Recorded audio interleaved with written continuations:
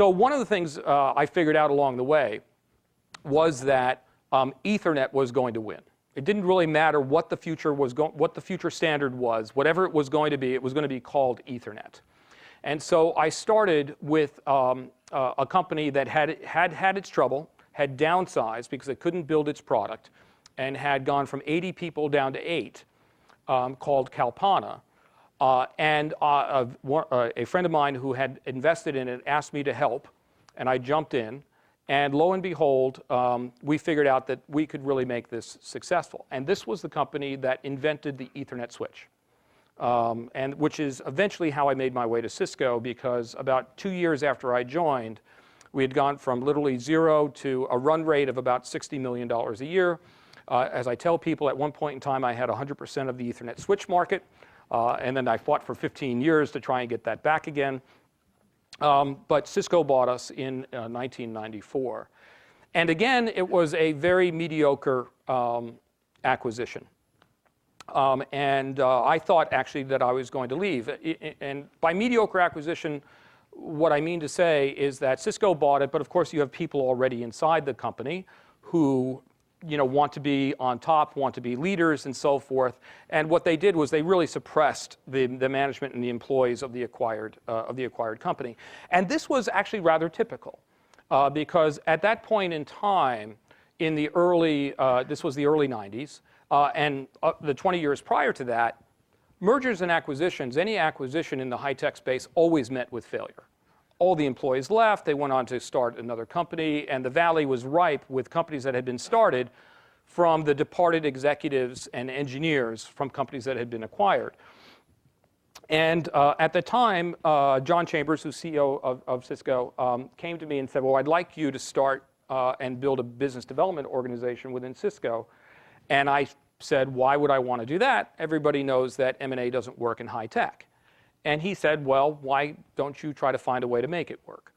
And that was interesting. It appealed to one of my great weaknesses, which is a challenge. I hate people giving me a challenge because usually it means that I'm going to take it, in spite of the fact that it's probably not good for me, So I took it on, in spite of the fact that up until that time I had been, sort of an engineer, an engineering manager, somebody very involved in the operations of a business, and this is clearly more of a staff job.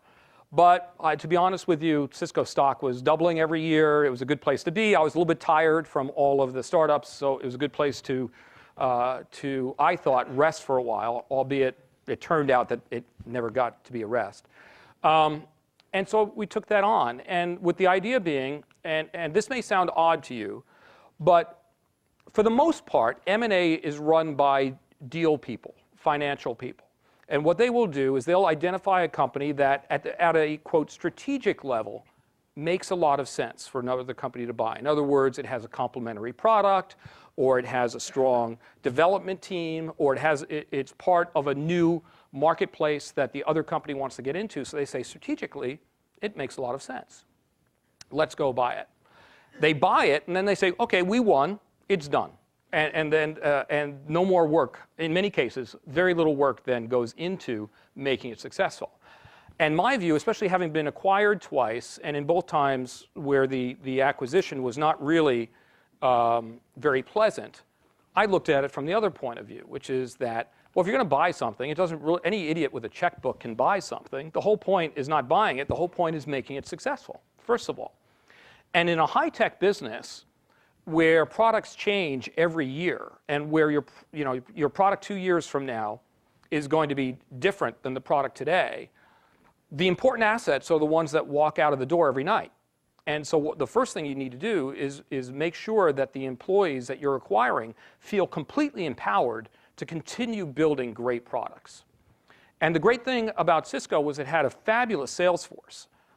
They were like, ravenous meat eaters, and any new product was like a piece of red meat that you'd hold out to them, and they'd grab that and start selling it. So our strategy became really clear, which is, we were focused on building out the internet, building out IP, and so any product that was synergistic with that, or that helped us to expand the reach of IP, and that had a good development team, was something that we were interested in. But then, what we really focused on was the proper integration of that team. We empowered them. We set them up as a separate unit. We allowed them to define, the products that they were going to build and the strategy that they were going to follow going forward. And then we integrated them in with the sales force. And it turned out to be a very, very successful strategy for us for many, many years. And I have to say, it was a lot of fun to build.